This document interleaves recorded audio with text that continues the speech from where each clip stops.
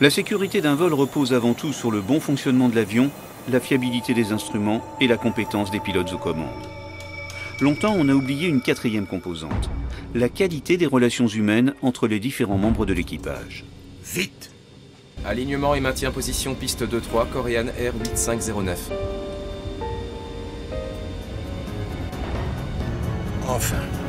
Et cette composante peut avoir une influence mortelle lorsqu'un petit incident survient au mauvais moment. Voici l'histoire du vol Korean 8509.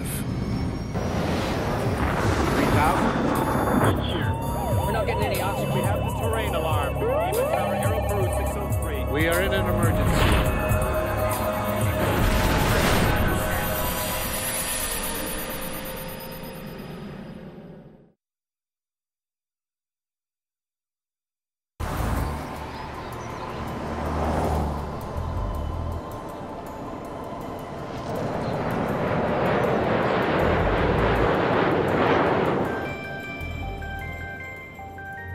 Gary Dan vit au nord de Londres et profite en famille des vacances de Noël.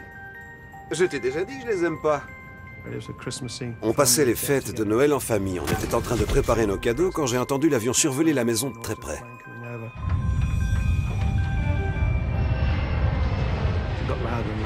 Le bruit est devenu de plus en plus fort. J'ai même cru que l'avion allait arracher la cheminée tellement il volait près de la maison. Gary habite à Stansted, à 2 km de l'aéroport.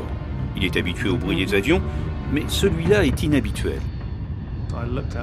J'ai regardé par la fenêtre, j'ai vu l'avion survoler le quartier. Des flammes s'échappaient des moteurs. C'est à ce moment-là que l'avion s'est incliné de plus en plus vers la gauche.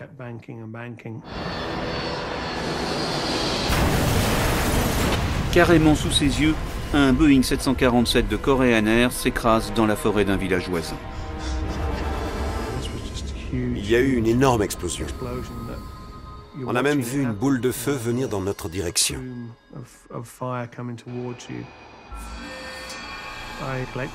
J'ai vite attrapé une lampe de poche et j'ai dit « L'avion s'est écrasé, il faut leur porter secours !» Mon frère et moi avons couru jusqu'au lieu du crash. On a suivi l'immense nuage de fumée provoqué par plusieurs petits incendies de kérosène qui brûlaient dans la forêt.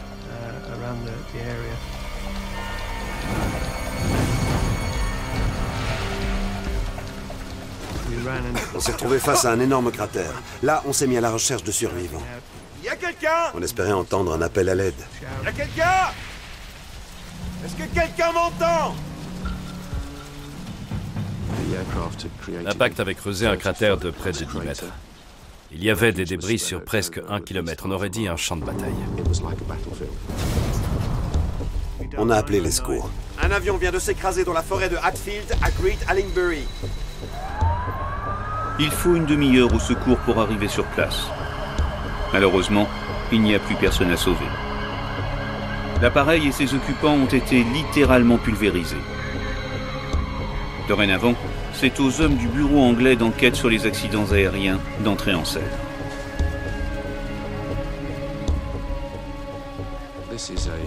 C'était un avion extrêmement sophistiqué, piloté par un équipage compétent. Pourquoi les pilotes ont-ils perdu le contrôle de l'appareil? L'aéroport de Stansted se situe à 30 km au nord-est de Londres. D'envergure européenne, il est spécialisé dans les compagnies low cost et le fret aérien venu du monde entier.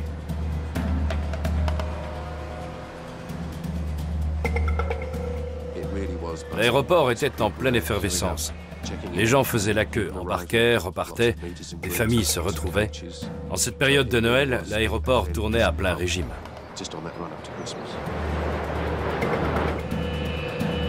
Le vol 8509 de Korean Air est un vol cargo. C'était un Boeing 747 destiné au transport de marchandises. Il n'était donc pas aménagé pour transporter des passagers, mais uniquement du fret. Parti de Séoul, en Corée du Sud, l'avion a fait une escale à Tashkent, en Ouzbékistan, avant de se poser à Stansted. Il doit poursuivre sur Milan, mais avec un nouvel équipage.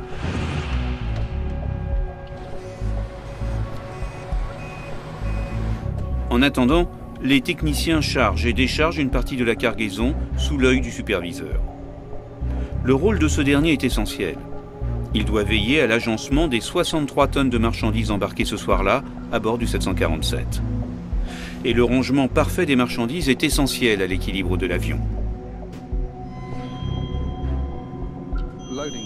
Il faut charger l'avion de manière à ce que le poids soit réparti de façon homogène et sans dépasser la limite autorisée.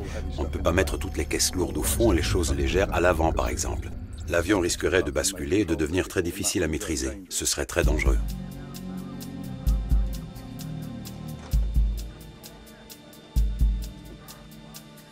Le commandant de bord, Park Du-kyu, est un professionnel très respecté. Commandant? Ancien colonel de l'armée de l'air coréenne, il a à son actif plusieurs milliers d'heures de vol sur 747.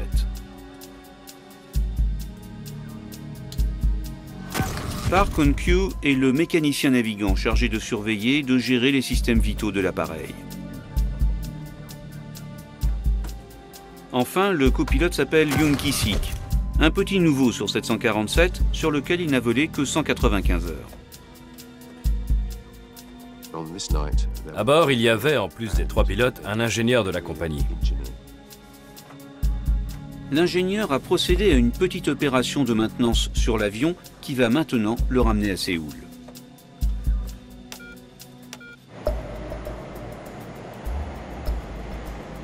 Messieurs, si notre départ se passe comme prévu, on devrait décoller à l'heure. On s'y met. Stansted ici Korean Air 8509, demandons l'autorisation de décoller pour Milan. Korean Air 8509, nous n'avons pas votre plan de vol, autorisation refusée. Bien reçu. Stansted, patientez pour le plan de vol. Pour pouvoir décoller, tout vol commercial doit avoir déposé un plan de vol.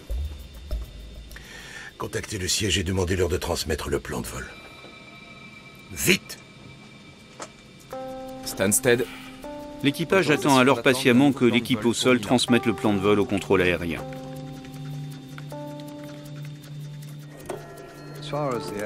Pour les contrôleurs aériens, c'était un avion comme un autre. Qu'ils transportent du fret ou des passagers, tous les avions doivent suivre les mêmes règlements et les mêmes procédures.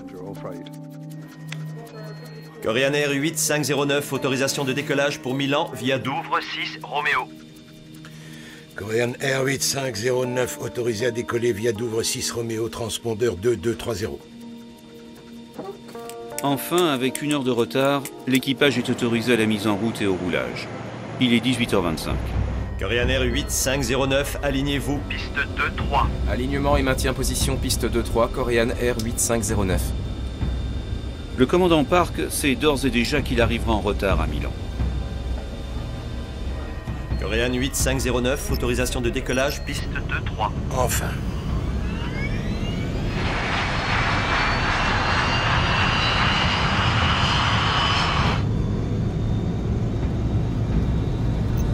« 80 nœuds. Reçu. V1. Rotation.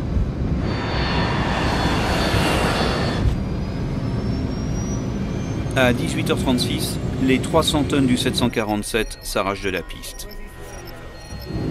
Vario positif confirmé. Train rentré. Train rentré. 900 pieds. Après avoir décollé, l'avion a atteint une altitude de 2500 pieds. Puis l'appareil a pris un virage. Virage à gauche à 1.5 DME. Bien reçu. Virage à gauche à 1.5 DME. L'avion a amorcé le virage. Virage amorcé, commandant. Direction unité 5-8.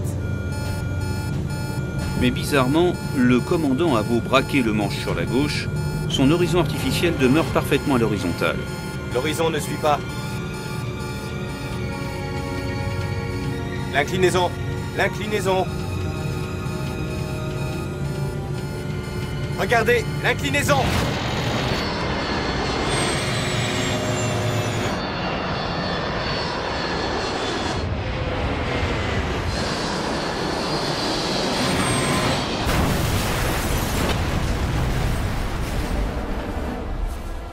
« 60 secondes après son décollage, le vol 8509 est pulvérisé. Aucun débris ne dépassait la hauteur des genoux. L'avion s'était volatilisé. Le soir même, les premiers hommes du service d'enquête sur les accidents aériens sont sur place. J'aimerais inspecter la zone si c'est possible. L'un d'entre eux, Sid Hawkins, s'assure d'abord que la zone est sécurisée. Il est très important que les enquêteurs puissent inspecter l'épave au plus vite. Mon travail était de veiller à leur sécurité. Je leur ai donc demandé de patienter, ce qui n'est jamais chose facile, le temps que j'évalue les risques potentiels. Sa première préoccupation concerne les 30 tonnes de kérosène contenues dans les réservoirs. Il fallait vérifier si le kérosène était toujours là. Et si oui, cela représentait un danger pour les équipes. J'ai également dû vérifier le type de marchandises que transportait le cargo. Est-ce que c'était des denrées classiques ou des produits dangereux? On ferme l'accès pendant la nuit. Il fait trop noir et la zone est dangereuse. Informez le personnel. Les lieux n'étaient pas éclairés, ce qui les rendait extrêmement dangereux pour les enquêteurs comme pour les secouristes. La véritable enquête ne débutera en fait que le lendemain matin. Mais avant d'évacuer les lieux, les sauveteurs réussissent à récupérer une des deux boîtes noires.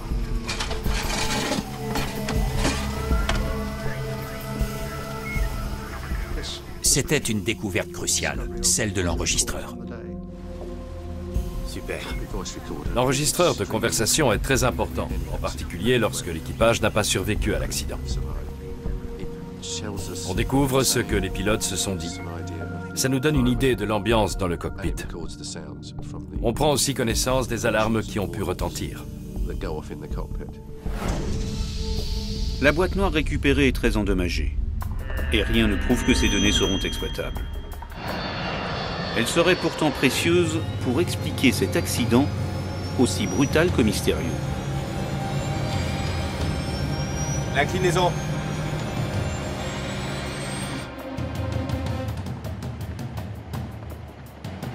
À défaut du lieu de l'accident, les enquêteurs vont inspecter la piste de décollage. David Miller est chargé des opérations. L'aéroport nous avait signalé que la piste était couverte de débris. On est donc allé voir. Sur place, il est rejoint par Steve Moss, un spécialiste en ingénierie. J'ai tout de suite pensé à ce que l'on appelle une panne moteur non confinée, c'est-à-dire une désintégration du moteur qui aurait laissé des débris sur la piste. Premier constat des enquêteurs, le décollage du 747 ne s'est pas déroulé normalement. D'autant qu'ils découvrent parmi les débris un élément terrifiant. Ça ressemblait fort à une mâchoire humaine.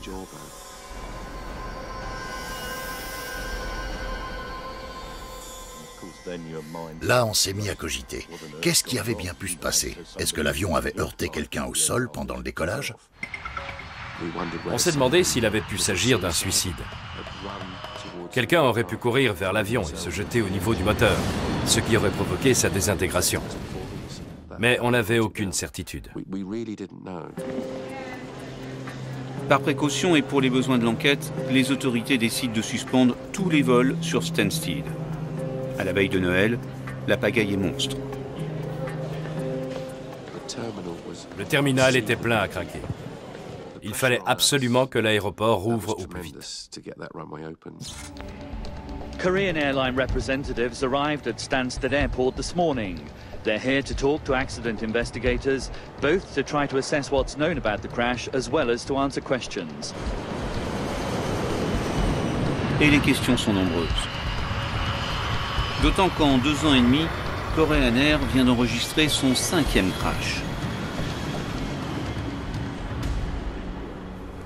La pression sur les enquêteurs est forte pour qu'ils éclaircissent les circonstances de cet accident mystérieux.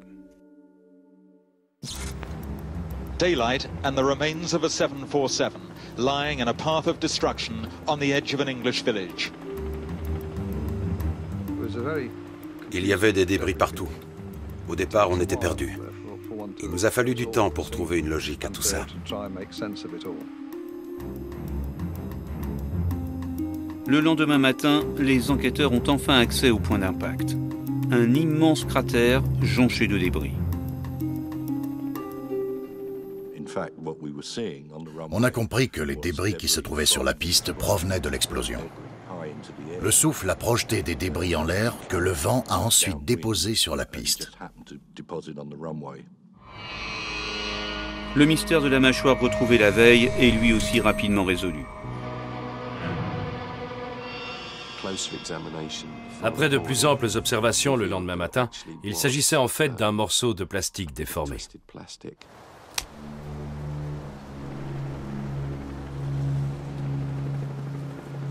De son côté, Sid Hawkins essaie d'identifier les restes de la cargaison transportée par l'avion. L'avion transportait 40 ou 50 tonnes de marchandises, emballées pour la plupart dans des cartons. L'explosion a été si violente que tout a été détruit. Il ne restait plus rien d'intact. Ça prouve à quel point le choc a été brutal. Il doit pourtant essayer d'identifier ces débris, car certains d'entre eux peuvent être dangereux. L'avion transportait des produits corrosifs. Et ce n'est pas tout. Le vol 8509 transportait également des mèches détonantes à usage militaire, 2 tonnes de whisky, des cartouches d'impression et une machine à rayon X.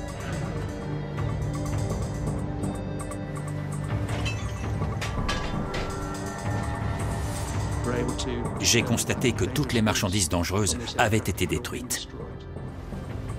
Mais Sid Hawkins a une autre préoccupation. Certains matériaux utilisés dans la construction même de l'avion peuvent présenter des risques. Ce modèle d'avion contient de l'uranium appauvri au niveau de la queue, du gouvernail et des gouvernes de profondeur. Sur cet appareil, un 747-200, l'uranium appauvri servait de lest pour améliorer la stabilité en vol. Fort heureusement, ce matériau radioactif ne s'est pas dispersé. Du coup, les enquêteurs pouvaient se mettre au travail sans danger. La scène étant accessible, reste maintenant à comprendre ce qui s'est passé.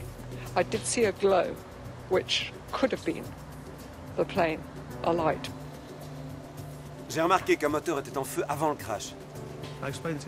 J'ai expliqué aux enquêteurs qu'en regardant par ma fenêtre, j'avais vu l'avion et que des flammes s'échappaient d'un des moteurs. Selon le témoignage de Gary Dan, un des 2 réacteurs gauche était en feu. Mais cela n'explique pas la perte de contrôle.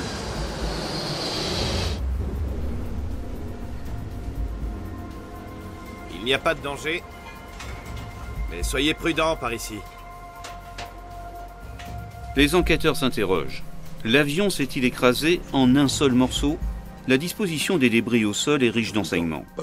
Est-ce qu'on a bien les 2 ailes, la queue de l'avion? Est-ce qu'on a la dérive et la gouverne de direction? Oui, on avait tout ça. On en a conclu que l'avion n'avait pas souffert d'une avarie structurelle en vol. Plusieurs traces caractéristiques sont également observées sur le sol.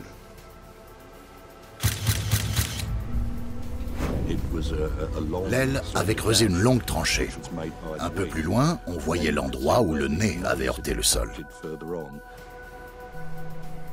À partir de ces différentes marques au sol, on a su dans quelle position se trouvait l'avion au moment de l'impact. Toutes ces traces gravées dans la terre sont le témoignage des dernières secondes du vol 8509.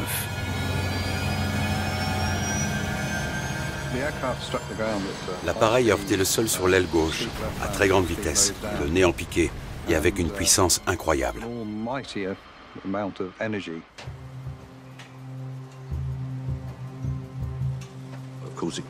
Il était clair que les pilotes avaient reçu des informations erronées au point d'être complètement désorientés. Les principaux instruments du tableau de bord sont récupérés et aussitôt expédiés pour analyse au laboratoire de la AIB. On a retrouvé des morceaux des horizons artificiels de l'avion. L'horizon artificiel indique au pilote la position de l'avion par rapport à l'horizontale. C'est un instrument essentiel au pilotage.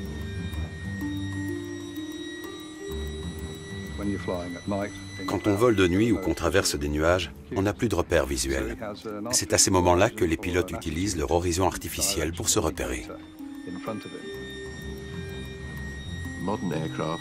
Les avions modernes disposent de 3 horizons artificiels, un devant chaque pilote et le 3e dans le tableau de bord central. Comme cela, s'il y en a un qui tombe en panne, Les pilotes peuvent comparer les 3 instruments et voir lesquels concordent.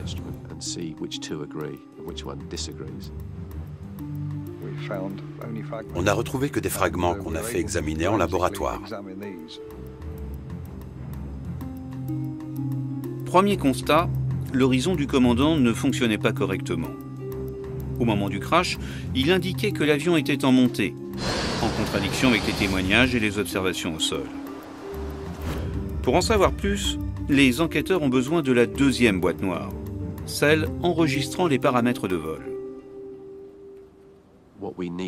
On comptait sur l'enregistreur pour connaître précisément la trajectoire qu'avait suivi l'avion. D'autres documents vont cruellement leur manquer. Les registres d'entretien de l'appareil. Les registres techniques n'étaient plus disponibles. Ils avaient été détruits lors du crash. Il aurait dû y en avoir une copie à Stansted, mais ce n'était pas le cas. Par contre, il dispose d'un témoignage, celui de l'équipage qui a amené le 747 de Séoul. Racontez-moi exactement de quelle façon s'est déroulé votre voyage. Ils nous ont dit qu'ils avaient décollé de Tashkent la veille, 2 jours, et que la météo était bonne.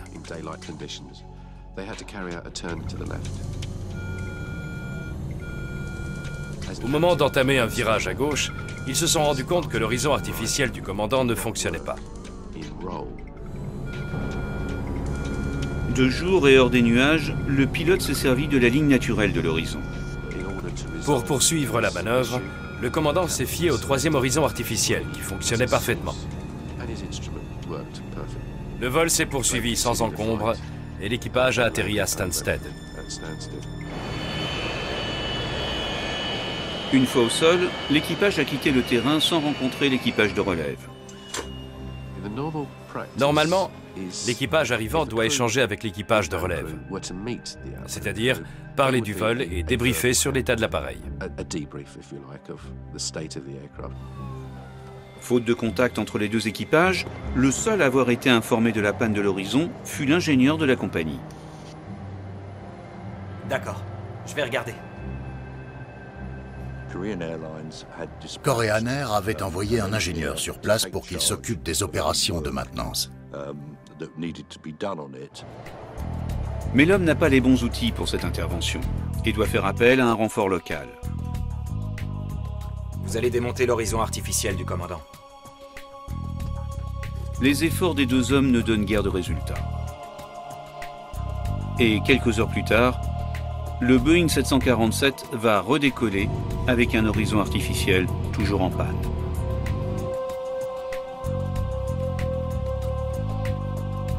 L'ingénieur coréen fait partie des victimes, mais les enquêteurs attendent beaucoup du témoignage du technicien qui l'a aidé. Il nous a expliqué qu'il avait retiré l'instrument du tableau de bord avant de déconnecter les fils à l'arrière. C'est ça qui pose problème. Vous pouvez changer la broche? Il a cru que le problème venait d'une broche endommagée à l'arrière de l'instrument. Du coup, il a remplacé le connecteur avant de remettre l'instrument dans le tableau de bord. Puis, il a testé l'appareil.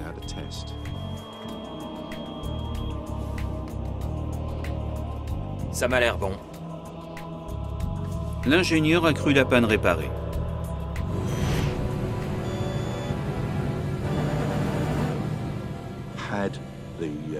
Mais est-ce qu'il avait vraiment résolu le problème?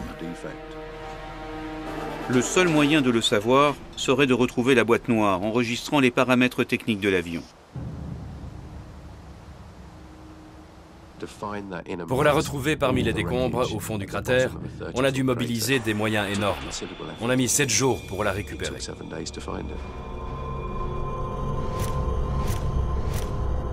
Et les premières analyses prouvent que l'horizon artificiel du commandant ne fonctionnait toujours pas, indiquant un roulis inférieur à 2 degrés.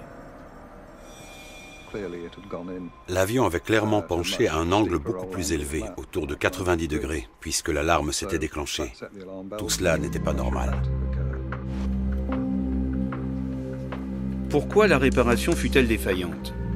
En théorie, l'ingénieur pouvait facilement identifier et réparer la panne de l'horizon artificiel. Les enquêteurs poursuivent leurs interrogatoires. Que vous ont signalé les pilotes exactement? Le mécanicien navigant du vol précédent a identifié la panne à l'aide d'un code précis et l'a inscrite sur le registre de maintenance de l'avion. Il a ensuite signalé le problème à l'ingénieur principal. D'accord, je vais regarder.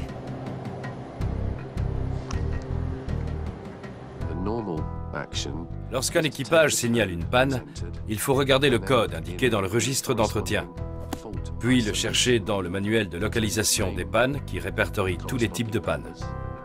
À partir du code, on sait d'où vient le problème et comment le réparer. Seulement voilà, ce soir-là, l'ingénieur n'a pas ce fameux manuel et donc la marche à suivre. Faute de pouvoir identifier précisément la panne, il a tenté de régler le problème par lui-même. C'est ça qui pose problème.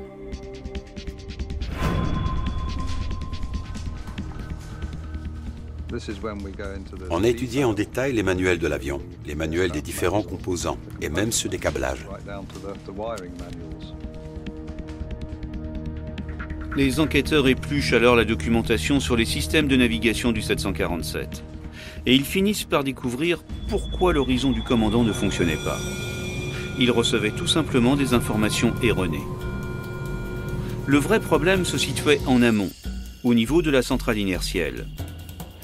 Cet appareil est capable d'intégrer tous les mouvements de l'avion pour calculer en temps réel son orientation et sa position.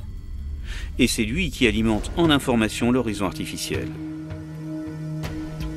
Une des centrales inertielles a été victime d'un court-circuit. L'appareil a transmis des informations erronées à l'enregistreur de données de vol, comme à l'horizon artificiel du commandant. Réparer l'horizon artificiel n'a donc servi à rien, puisque la panne concernait en fait la centrale inertielle. Ils ont pris le problème à l'envers. Vous allez démonter l'horizon artificiel du commandant. S'il avait eu accès au manuel de localisation des pannes, l'ingénieur aurait su que dans cette situation-là, il fallait remplacer l'unité de navigation principale au lieu de toucher à l'horizon artificiel. L'opération de maintenance s'est avérée complètement inutile. L'avion a décollé avec la même défaillance technique qu'à son arrivée. Les pannes d'instruments sont rares. Il n'empêche que les pilotes sont formés pour réagir en conséquence. Il suffisait au commandant de vérifier ces 3 horizons artificiels pour savoir lequel était en panne. Car la boîte noire le prouve. Les 2 autres horizons du tableau de bord fonctionnaient parfaitement. Seul l'horizon du commandant était défaillant.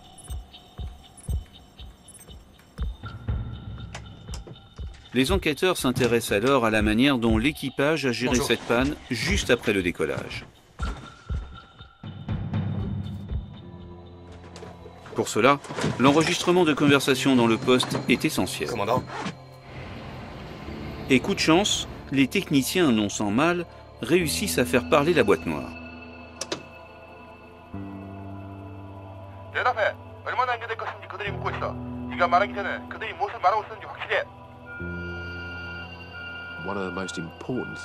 À l'enregistrement, on entendait très clairement l'alarme qui a retenti dans le cockpit juste après le décollage de Stansted.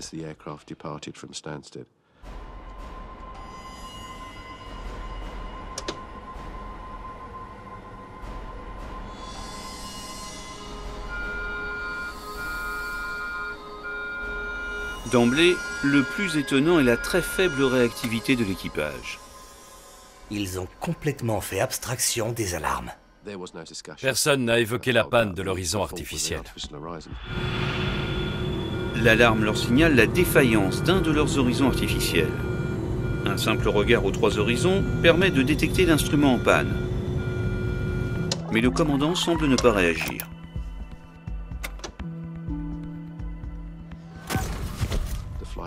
Le mécanicien navigant s'est rendu compte que l'horizon du commandant restait fixe. Il l'a d'ailleurs averti du dysfonctionnement. L'horizon ne suit pas. Mais le commandant n'a pas répondu. il n'a pris aucune décision. Plus étonnant, le copilote, dont l'horizon artificiel fonctionne parfaitement, ne fait rien pour éclairer le commandant ou corriger la situation.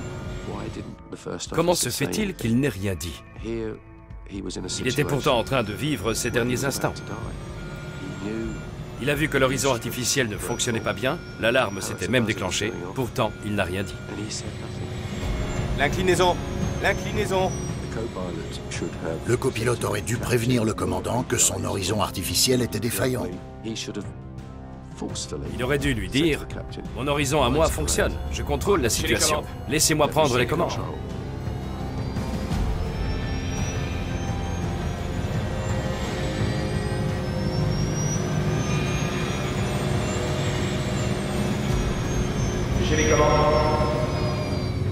Le commandant aurait dû lui répondre « D'accord, vous avez le contrôle ». Mais le copilote n'a rien dit. Quant au moteur en feu, décrit par les témoins au sol, d'après les boîtes noires, il n'a existé que dans leur imagination. Rien n'indique qu'un incendie s'était déclaré à bord. Si ça avait été le cas, une alarme aurait retenti, une alarme reconnaissable entre toutes. Or, ce n'est pas ce qu'on entend sur l'enregistrement. L'absence de fiabilité des témoignages ne surprend pas vraiment l'enquêteur. De nuit, ou quand la météo n'est pas très bonne, les gens n'interprètent pas toujours correctement ce qu'ils voient. Le reflet des phares de l'avion ou des feux de navigation peuvent parfois faire penser à un incendie.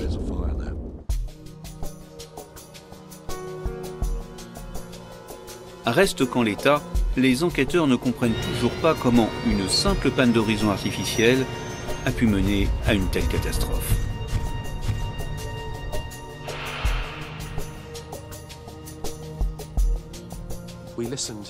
On a écouté leur conversation, mais évidemment, entre eux, ils s'exprimaient en coréen. La traduction écrite dont on disposait ne nous aidait pas vraiment à comprendre les intonations. On a donc fait écouter la bande à une coréenne qui nous a expliqué quelles étaient les relations entre les membres de l'équipage.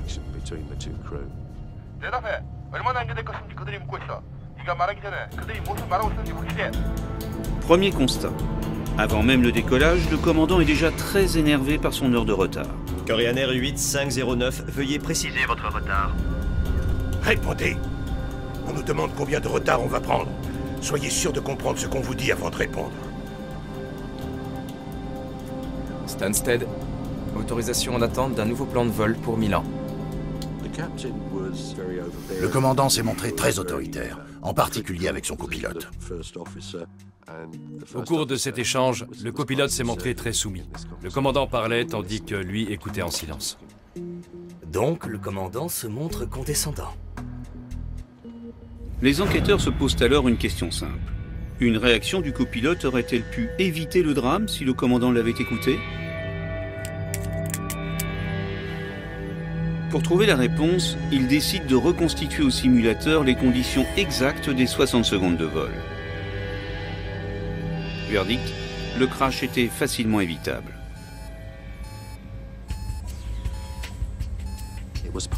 Il était encore possible de stabiliser l'avion à 500 pieds du sol, à une vitesse de 260 nœuds et malgré une inclinaison de 80 degrés.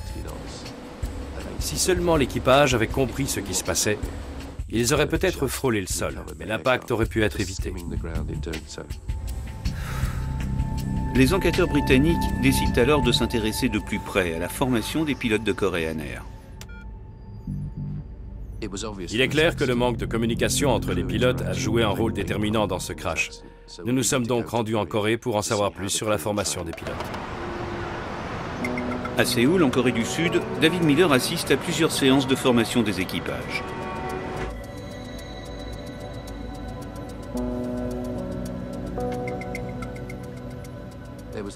On sentait une hiérarchie très forte entre les pilotes.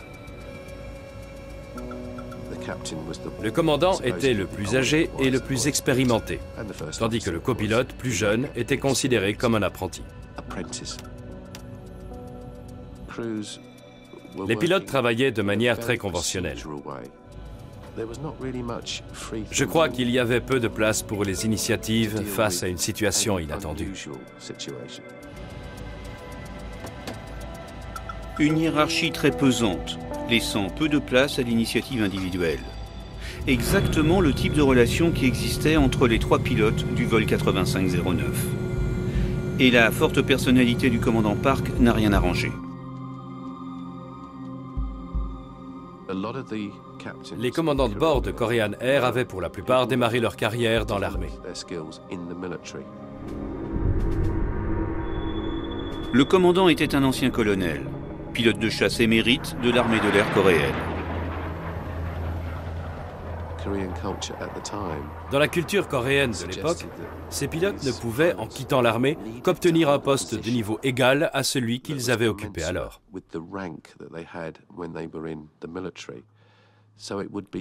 Un ancien colonel ne pouvait devenir copilote. C'était un trop grand déshonneur. Il fallait qu'il devienne directement commandant. Et Park Do-kyu n'a pas échappé à la règle. Habitué à piloter seul des avions de chasse, il est passé directement commandant d'un équipage à bord d'un avion civil.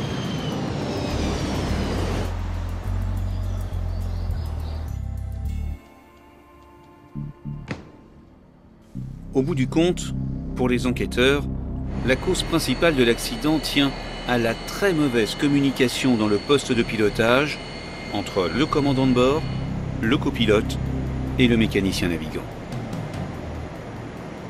C'est intolérable. Si on est encore en retard... Korean 8509, autorisation de décollage, piste 2-3. Autorisation de décoller, piste 2-3. Korean Air 8509. Autorisé à décoller. Enfin.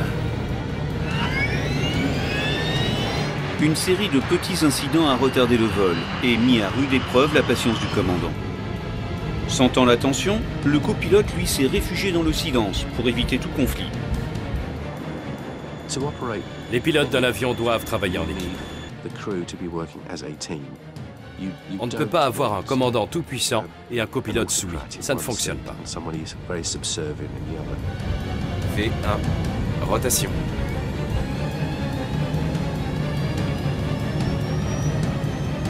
Vario positif confirmé. Train rentré. Train rentré. Chaque membre d'équipage doit être libre de s'exprimer et de donner son avis, quitte à se montrer critique sur ce que fait l'autre. Lorsque le commandant a entamé son virage sur la gauche, il a forcément vu que son horizon artificiel ne réagissait pas. Ça l'a sûrement beaucoup étonné. Il a dû se demander ce qui se passait. Mais il a tout de même continué à virer et à augmenter le degré d'inclinaison. L'inclinaison! L'inclinaison! Le mécanicien navigant a bien prévenu le commandant que l'inclinaison de l'appareil devenait trop forte. Mais ce dernier n'a pas réagi. À vrai dire, il avait reçu un blâme quelques mois auparavant pour ne pas avoir respecté une procédure de départ aux instruments. Je crois que pour lui, ce qui comptait par-dessus tout lors de ce vol, c'était de suivre à tout prix la procédure pour éviter d'être à nouveau réprimandé. De nuit dans les nuages, sans référence visuelle extérieure, le commandant n'a pas compris qu'il s'engageait dans un virage trop prononcé. On a tendance à se fier aux instruments, même quand ils indiquent qu'on vole droit, alors qu'en réalité, on prend un virage très serré. Pour voler sans visibilité, les pilotes sont entraînés à suivre les instruments plutôt que leurs sensations physiques. Le commandant Park s'est donc entêté à suivre les indications d'un instrument qui était en panne. À ce moment-là, le copilote aurait dû le ramener à la raison et lui faire remarquer que des alarmes s'étaient déclenchées. J'ai beaucoup de mal à comprendre sa réaction, plutôt son absence de réaction. Je crois que c'est très lié à la culture coréenne.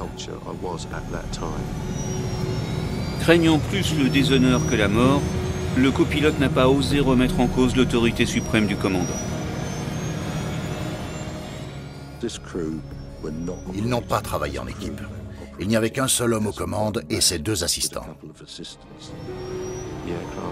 L'avion a continué à s'incliner à 30, 40, 50, 60, 70, 80 et même 90 degrés. Les enquêteurs commencent à se dire que les causes de l'accident prennent peut-être racine dans la culture ancestrale de la société coréenne. Commandant? Une culture bâtie sur une hiérarchie sociale extrêmement stricte. Ainsi, le code de l'honneur militaire a fortement influencé l'organisation de l'aviation civile coréenne. Pour les enquêteurs, il est clair que cette organisation hiérarchique a joué un grand rôle dans le drame du vol 8509. Il est très difficile d'aller à l'encontre des valeurs culturelles de certaines sociétés. L'écart important de grade entre les deux pilotes a renforcé les différences naturelles entre eux. Je crois que dans cet accident, les valeurs culturelles des membres de l'équipage ont pesé trop lourd.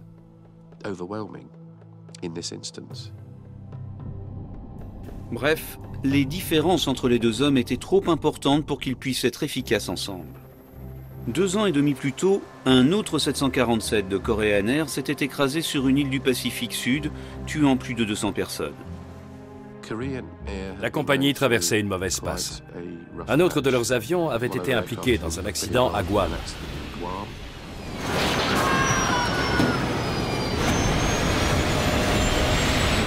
Là encore, la hiérarchie et la mauvaise communication entre les pilotes avaient fortement contribué au crash. Leur réputation en avait beaucoup pâti. L'accident du vol 8509 n'a rien arrangé. À l'époque, l'image de la compagnie est en fait désastreuse. L'armée américaine arrête de faire voler ses personnels à bord de ses avions. Et dans le monde entier, la suspicion s'installe à l'égard de Korean Air. Le crash du vol 8509 ressemble presque à un coup de grâce. At a news conference, Korean airline officials made the startling admission that military pilots, many of whom were recruited by the airline, sometimes take unnecessary risks. À travers leurs recommandations, le travail des enquêteurs sera aussi d'aider la compagnie à repartir sur des bases plus saines.